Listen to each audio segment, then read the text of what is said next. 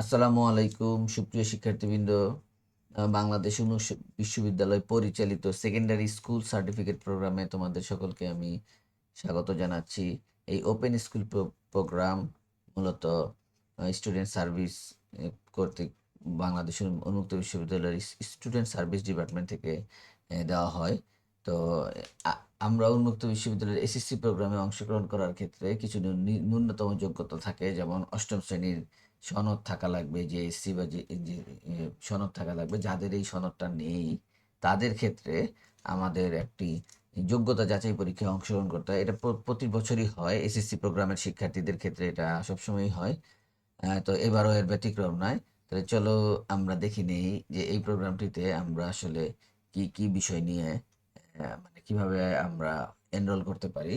এবং যাদের এনরোলিং নেই তাদেরকে বলা হয় নট এনরোল। তো তারা একটা নির্ধারিত যোগ্যতার যাচাই পরীক্ষা দিয়ে তারপর এখানে আসে। তো সেই বিষয়টাই একটু আজকে বলে দেওয়া হবে আমাদের শিক্ষার্থীদের। তাহলে আমরা ওপেন স্কুল পরিচালিত যে জেএসসি জেডিসি অষ্টম শ্রেণী বা সমমানের যাদের সনদ নেই তাদের ক্ষেত্রে এই বিষয়গুলো মূলত প্রযোজ্য হয়। ভর্তি পরীক্ষা বিভিন্ন আঞ্চলিক কেন্দ্র ভিত্তিক থাকে। আমরা ভর্তি পরীক্ষার কেন্দ্রগুলো দেখিয়ে দিব সবাইকে সামনে পরবর্তী স্লাইডে। আর পরীক্ষার মাধ্যম হচ্ছে লিখিত পরীক্ষা, পরীক্ষার মাধ্যম। পরীক্ষার ক্ষেত্রে সময় হচ্ছে 2 ঘন্টা। বিভিন্ন কেন্দ্র লিস্ট দেওয়া আছে। আর প্রবেশপত্রের ক্ষেত্রে যে বিষয়টা থাকে, পরীক্ষার্থীগণ ও এপিএস এ পেমেন্ট স্লিপ যেটা আছে সেটা পেমেন্ট স্লিপ আর ছবি সম্বলিত আবেদন ফর্মের প্রিন্ট কপি ব্যবহার করতে পারবেন, যা ভর্তি পরীক্ষার প্রবেশপত্র হিসেবে ব্যবহৃত হবে। অনেক সময় প্রবেশপত্র নিয়ে অনেকে আসা হয় না।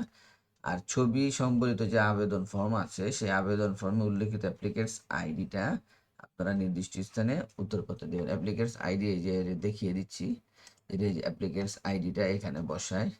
এই যে এখানে ইউজার আইডি অ্যাপ্লিকেন্টস আইডি এখানে বসানো হয়। নির্দিষ্ট স্থানে ইংরেজিতে লিখে দিতে হবে।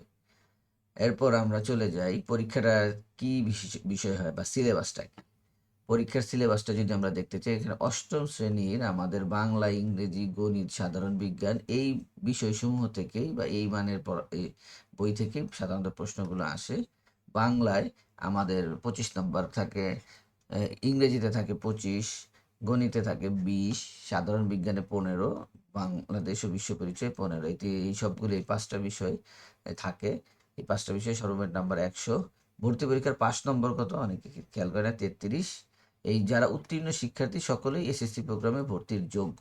এবং এখানে এমন না যে স্যার অনেকে আছেন এর ভিতরে আমরা কয়েকজন চান্স পাবো বা বাকিটা না। যারাই এই ভর্তি পরীক্ষার পাস অবলম্বন করবে তাদের জন্যই এটা প্রযোজ্য। আর এবার যদি আমরা বিভাগ নির্বাচনের ক্ষেত্রে একটা জিনিস অনেকে খেয়াল করে না, ভর্তি হওয়ার জন্য মানবিক বিজ্ঞান যারা যে বিভাগে আবেদনের সময় আবেদন করেছেন বা ঘোষণা করেছেন সেই বিভাগেই ভর্তি হতে হবে। যে যোগ্যতা অর্জন করার পর আমাদেরকে আর বলা যাবে না যে আমি এই মানবিকের জন্য আবেদন করে আমি বিজ্ঞানে যেতে চাই স্যার, আমার এখন মনটা চেঞ্জ হয়েছে। আসলে এটা খুবই কঠিন, যেহেতু ভর্তির সার্কুলারে দিয়েই দেওয়া হয়েছে, সাধারণত করা হয় না। এরপর আমরা চলে যাই যে স্টাডি সেন্টারগুলোতে, যেমন ঢাকার আঞ্চলিক যে স্টাডি সেন্টার আছে সেখানে ঢাকা 750 জন মূল শিক্ষার্থী, এই 750 জন পরীক্ষা দিবে। 750 জনের যদি সবাই সবাই 33 পায় সবাইকেই ভর্তি করে নেবে। এখানে পাশ ফেল তেমন না, শুধু পাশ ফেল জিনিসটা হচ্ছে যে ন্যূনতম যে আহ, যোগ্যতা লাগে সেটা হইলে হলো। এবং ঢাকা আঞ্চলিক খ সেন্টারে অধীনে 490 জন পরীক্ষা দিবে। এর মধ্যে আমি যে স্কুল স্টাডি সেন্টার আছি সেই স্টাডি সেন্টার সমূহ হচ্ছে Dhaka collegiate school. Dhaka collegiate স্কুলে যারা আহ, আবেদন করেছেন তারা এই মতিঝিল সরকারি বালক এই উচ্চ বিদ্যালয় কেন্দ্রে আপনারা পরীক্ষা দিবেন। সেটা পরীক্ষার দিন আমরা দেখিয়ে দিব। পরীক্ষার দিন হলো 25 তারিখ, 25শে এপ্রিল। ঢাকা গ ধামরাই আছে, ঢাকা ঘ এগুলি কমর আলী স্কুল, এটা হচ্ছে নারায়ণগঞ্জ আছে, শ্রীনগরের মুন্সিগঞ্জে যারা শিক্ষার্থীরা আছে তাদের ভর্তি পরীক্ষা দেওয়ার জন্য। ঢাকা উম গাজীপুর, নরসিংদী, চান্দনা উচ্চ বিদ্যালয় গাজীপুর। যশোর যারা আছে, যশোর আঞ্চলিক উপকেন্দ্রগুলোতে সবাই মধুসূদন তারাপ্রসন্ন বালিকা বিদ্যালয় যশোর সদরে পরীক্ষা দিবেন। রাজশাহী অঞ্চলের যারা আছেন, রাজশাহী, নওগাঁ, পাবনা, নাটোর এই 5টি জেলার অঞ্চলে যারা আছেন লোকনাথ উচ্চ বিদ্যালয়ে দিবেন। ময়মনসিংহ অঞ্চলের যে কিশোরগঞ্জ, নেত্রকোনা, জামালপুর 5টি এই জেলায় 5টি জেলার ক্ষেত্রে জেলা পরিষদ উচ্চ বিদ্যালয় ময়মনসিংহ, এখানে 320 জন ক্যান্ডিডেট আছেন। ময়মনসিংহ, টাঙ্গাইল এবং মধুপুর, এই ময়মনসিংহ দুইটি অঞ্চলে যে টাঙ্গাইল বালিকা উচ্চ বিদ্যালয়, টাঙ্গাইল 182 জন। ফরিদপুর, মাদারীপুর এই অঞ্চলে যারা আছেন তারা ফরিদপুর উচ্চ বিদ্যালয়ে দিবেন পরীক্ষা। বরিশাল অঞ্চলে দিবেন তারা বিএম স্কুল বরিশাল, সেখানে দিবেন। কুমিল্লা অঞ্চলে আছে নোয়াপাড়াতে শুভরাত্রি শাহজাদি মেমোরিয়াল, এখানে দিবেন। এভাবে কুমিল্লা অঞ্চলে যারা আছেন, কুমিল্লা অঞ্চলে চট্টগ্রামে আছেন, তারা দিবেন। চট্টগ্রামে অনেক 603 জন আছেন। চট্টগ্রাম খতেও আছেন। কক্সবাজার সরকারি উচ্চ বিদ্যালয়ে এই কেন্দ্রটি আছে। একটা আছে বগুড়ায় আছে, সিলেট আছে, রংপুর আছে। আপনারা এই লিস্টটা দেখলে সব কিছুই পাবেন। তারপরে আমি অনেক সময় অনেকে খেয়াল করে না লিস্টের ক্ষেত্রে, যেমন খুলনা এই অঞ্চলগুলোতে আমরা মোটামুটি সব অঞ্চলগুলোই আমরা এখানে কভার করেছি, বলে দিলাম তার এই যে আপনাদের সুবিধার্থে। এবার আমরা চলে আসি আমাদের উন্মুক্ত বিষয় পরীক্ষাটি কবে।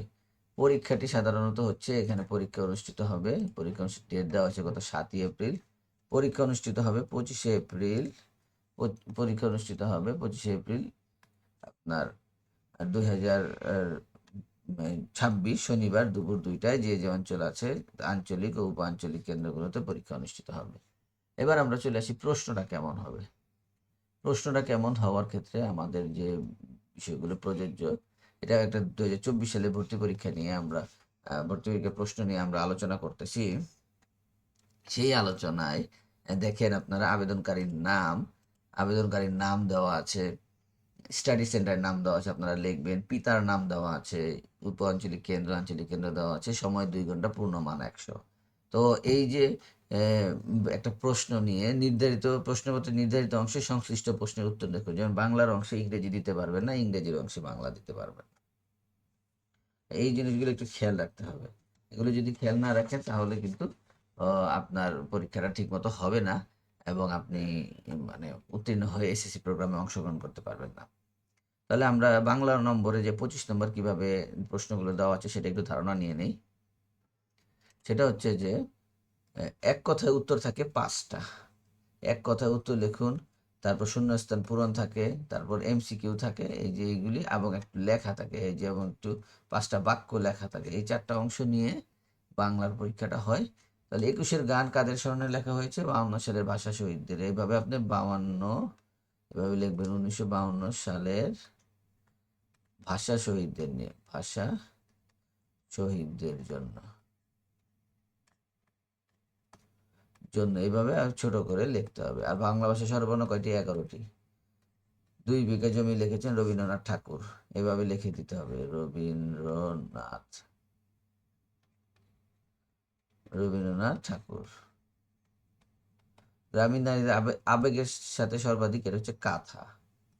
এরকম প্রশ্নের উত্তরগুলো লিখতে হবে। বাংলাদেশের জাতীয় কবির নাম আপনারা সকলেই জানেন, তারপরও এটা লিখে দিচ্ছি, কাজী নজরুল ইসলাম।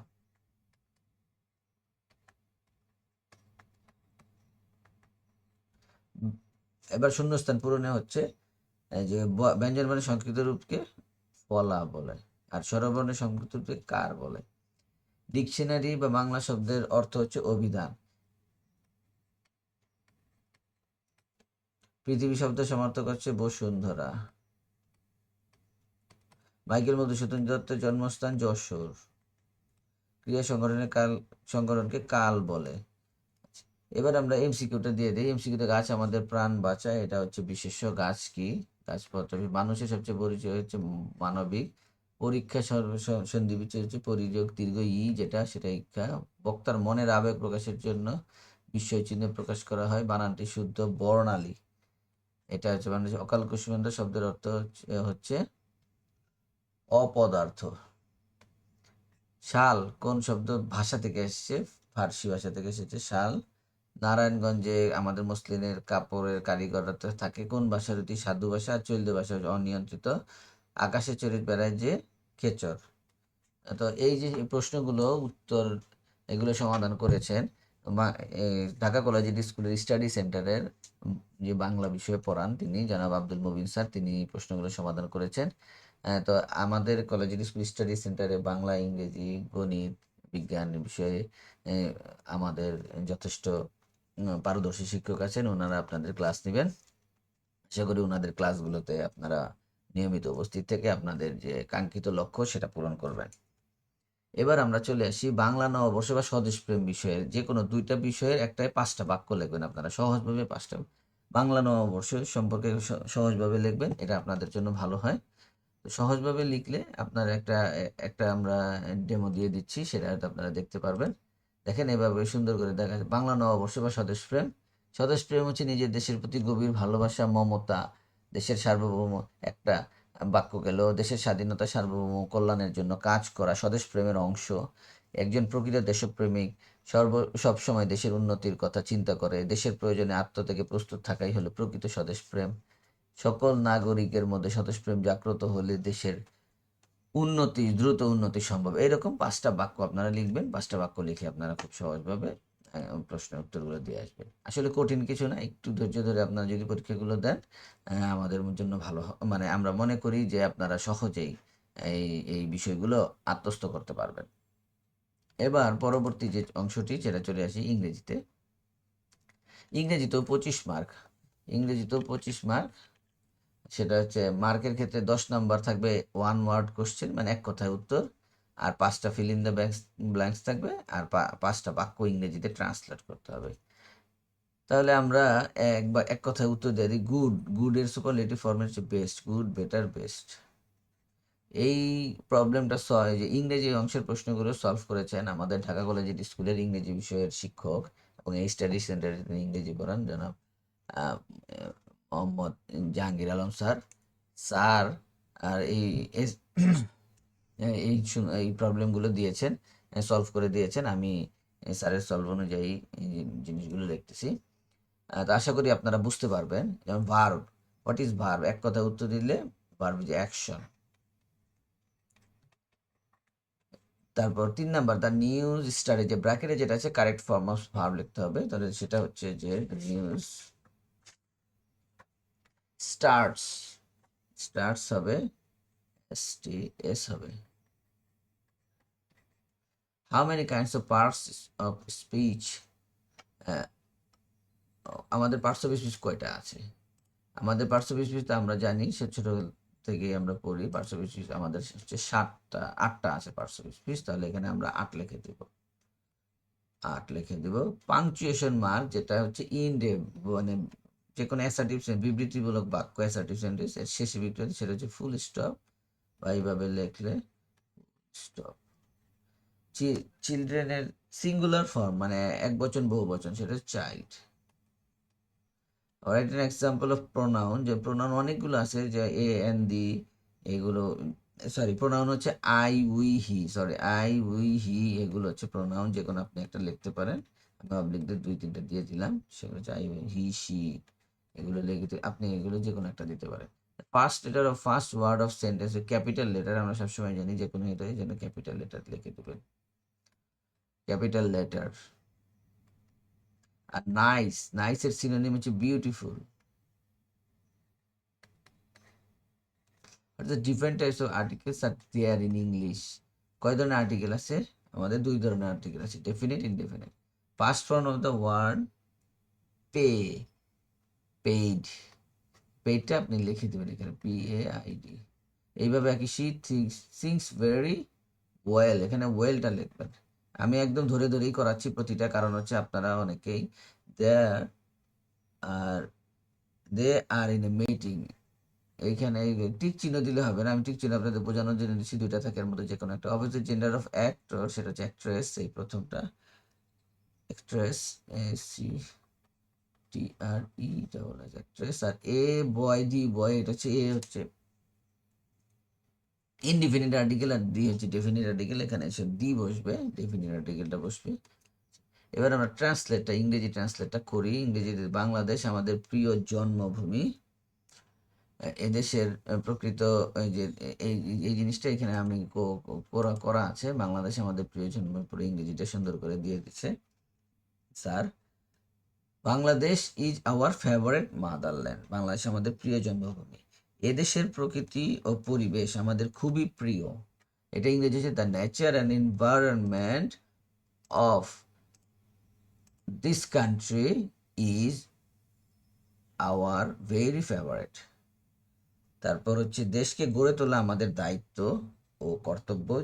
এটা ইংরেজি হচ্ছে to build up the country is our responsibility and duty.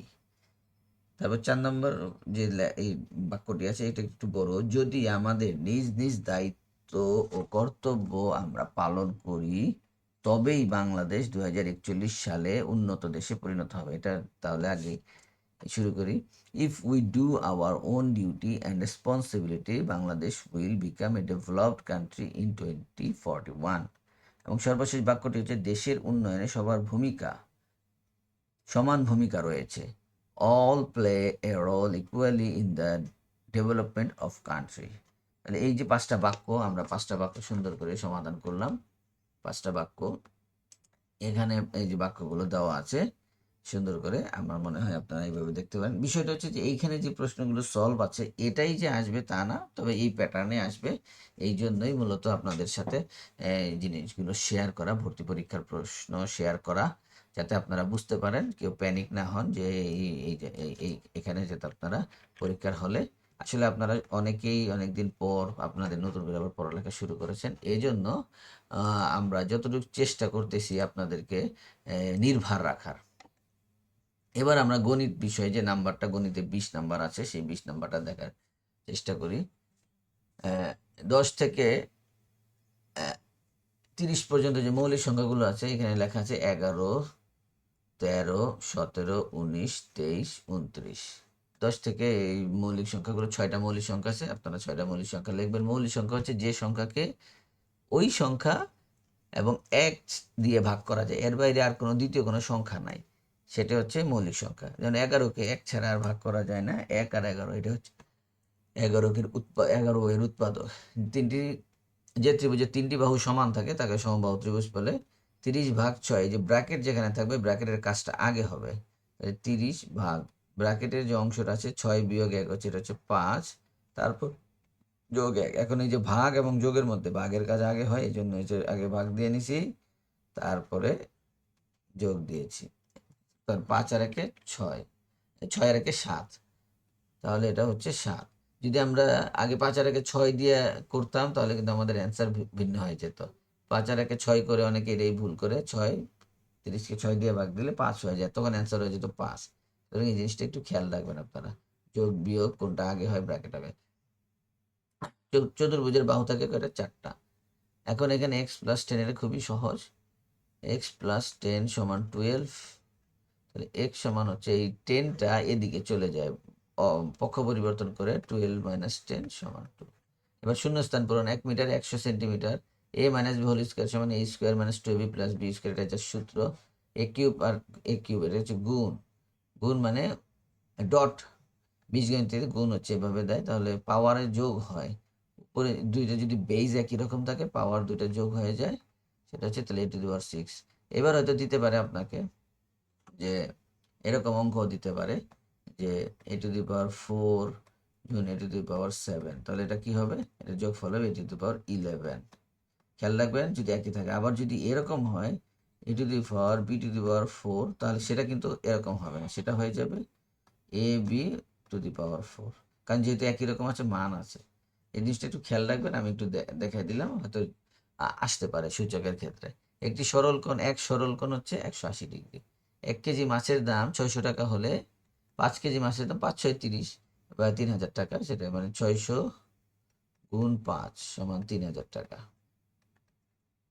এবার আমরা গণিতের পরবর্তী, এখানে 10টায় 5টা দেওয়া আছে, সেই 5টা নাম্বার হচ্ছে 5 × 5, আর শূন্যস্থান পূরণে আমরা দিয়েছি 5, 5 + 10। আর পরবর্তী 10 নাম্বারের অঙ্ক এখানে আছে, 5 × 2 = 10। সংক্ষেপে উত্তর দিন, খুবই সংক্ষেপে। 1000-এর সাথে 999 যোগ করলে 1099 হয়। আর দুটি সংখ্যার যে যোগফল আছে 24 এবং বিয়োগফল আছে 10, এটা আমরা পার্থক্যটা কিভাবে নিব সেটা আমরা দেখব। দুটি সংখ্যার যোগফলের ক্ষেত্রে তাহলে আমরা একটু অঙ্কটা করে নিই। দুটি সংখ্যার যোগফল হচ্ছে a + b A plus B সমান হচ্ছে 24, আর দুটি সংখ্যার বিয়োগফল হচ্ছে এ মাইনাস বি সমান 10। তাহলে এদের যদি আমি যোগ করি 2a সমান 34, তাহলে এ এর মান হচ্ছে 17। আবার এই দুটো থেকে যদি এর মান 17 যদি যে কোনো একটাই বসাই, এর মান 17 যদি বসাই, তাহলে 17 প্লাস বি সমান 24, তাহলে বি এর মান হচ্ছে 24 মাইনাস 17, 7। তাহলে দেখেন 10 আর 17 যোগ দিলে 17 আর 7 যোগ দিলে 24, তাহলে সংখ্যা দুটি হচ্ছে 17 ও 7। 1 ডজন কলার দাম 72 টাকা হলে একটি কলার দাম কত? মানে 12টি কলা, 1 ডজন মানে 12টির দাম, 12টির দাম 72, তাহলে একটার দাম হচ্ছে 72/6, 72/6, 72/6, 12, 72/12, তাহলে একটা 6 টাকা। তাহলে আপনার 6 টাকা লিখে দেবেন। এ প্লাস বি সমান 2 হলে এ এবং এ বি, এটা হচ্ছে এ প্লাস বি, অঙ্কটা একটু জটিল মনে হলেও খুবই সহজ। এটা আমরা এ প্লাস বি হোল স্কোয়ারের সূত্র কি? A square plus B square plus 2ab। তাহলে এ প্লাস বি এর মান এখানে দেওয়া আছে 2, বসাই দিই। 2 square A square plus B square plus 2ab এর মান দেওয়া আছে 2 গুণ 2, তাহলে এখানে 4 A square plus B square plus 4, তাহলে 4 যখন এদিকে চলে আসবে, এই 4টা যদি এদিকে চলে আসে, তখন আপনার ক্ষেত্রে সেটা হয়ে যাবে মাইনাস। তাহলে তখন এ স্কোয়ার প্লাস বি স্কোয়ার সমান এই যে 4 মাইনাস 4 সমান এটা, তাহলে 4 মাইনাস 4 সমান হয়ে যায় 0। তখন আমরা লিখতে পারি এ স্কোয়ার প্লাস বি স্কোয়ারের মান হচ্ছে 0। তাহলে এখানে হচ্ছে মান হচ্ছে 0। আর 15 নম্বর, একটি দ্রব্য 120 টাকায় ক্রয় করে 130 টাকায় বিক্রয় করলে 5 টাকা লাভ হয়। তাহলে লাভ কয় টাকা? লাভ হচ্ছে 130 থেকে 125 বিয়োগ দিলে হচ্ছে 5 টাকা লাভ। আর শতকরা লাভ হচ্ছে, শতকরা বের করতে গেলে আমাকে দিতে হবে 5 টাকা লাভের পরিমাণ নিচে 125 টাকা ক্রয় মূল্য গুণ শতভাগ 100%। তাহলে আমরা যদি এখন কাটাকাটি করি, তাহলে এখানে 25 দিয়ে কাটাকাটি করলে এটা হচ্ছে 5, এটা হচ্ছে 4, আর এই 5 আর এই 5 কাটা যায়, তাহলে হচ্ছে 4%। শেষ। এইভাবে উত্তরটা আমরা লিখে দেব। এবার আমরা নিচে আসি, এবার সর্বশেষ অংশটা যেটা বিজ্ঞানের 15 নম্বর। আমলকি খেতে এক কথায় উত্তর দিতে হবে আমলকি করে হচ্ছে ভিটামিন সি। কোন ভিটামিন পাওয়া যায়? লাল লিটমাসকে নীল করে বা বাংলায় লিখবেন এইভাবে সি। লাল লিটমাস অ্যাসিড, লাল লিটমাসকে নীল করে। কোনটি সামাজিক যোগাযোগ মাধ্যমের নাম? ফেসবুক। শর্করা পাওয়া যায় ভাত, এগুলো একটা খাবারের নেই। পরমাণু কেন্দ্রে থাকে একটি মৌলিক পদার্থ থাকে, সেটা হচ্ছে প্রোটন। একটা দিলেই হয় প্রোটন। অমৃত দ্রব্যের নাম কৃমি। আকাশে বিদ্যুৎ চমকালে শব্দ শোনার আগে আমরা আলো দেখি। সুন্দরবনের প্রধান বৃক্ষ সুন্দরী। প্রথম ইউরি গ্যাগারিন। এটি সব ক্লাস 8-এর বইতে আছে। আপনারা যদি ক্লাস 8-এর বইটা পড়েন তাহলে আপনাদের জন্য একটু সুবিধা হয়। ভিটামিন সি এর অভাবে স্ক্যারবি রোগ। ওজনের সংখ্যার অক্সিজেনের 3টি অক্সিজেন পরমাণু থাকে। ঢাকা শহরে তাপমাত্রা কমানোর জন্য কি করা উচিত? 2টা বাক্য লিখবেন।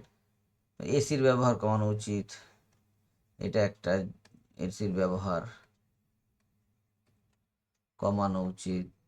তারপর যানবাহন হ্রাস, যানবাহন কমানো, তারপর গাছ লাগানো। শেষ। এই কয়েকটা কাজ করলেই গাছ লাগানো। আর ইন্টারনেটের দুটো ব্যবহার লিখো কি? ইন্টারনেটের দুটি ব্যবহার: যোগাযোগ, তথ্য আদান প্রদান। আবার আর্থিক লেনদেন হয়, যেমন বিকাশে লেনদেন হয়, এটাও ইন্টারনেটের মাধ্যমে আর্থিক লেনদেন এগুলো হয়। এভাবে করে আমরা যদি আমরা প্রশ্নের উত্তরগুলো দিতে পারি, আশা করি আপনারা এইভাবে আজকের সময় মানে আজকের ক্লাস থেকে এই জিনিসগুলো জানতে পারবেন। তো আপনারা সবাই আমাদের ক্লাসগুলো সম্পর্কে যদি কোনো মতামত থাকে আপনারা দিতে পারেন, এবং এর বাইরে আপনারা আপনাদের জন্য আগামী দিনে যে পরীক্ষা, সেই পরীক্ষা 25 তারিখে আপনারা ঠিকমতো পরীক্ষা দিবেন সেন্টারে, সেটাই আমরা আশা করছি। সকলে ভালো থাকেন। আসসালামু আলাইকুম।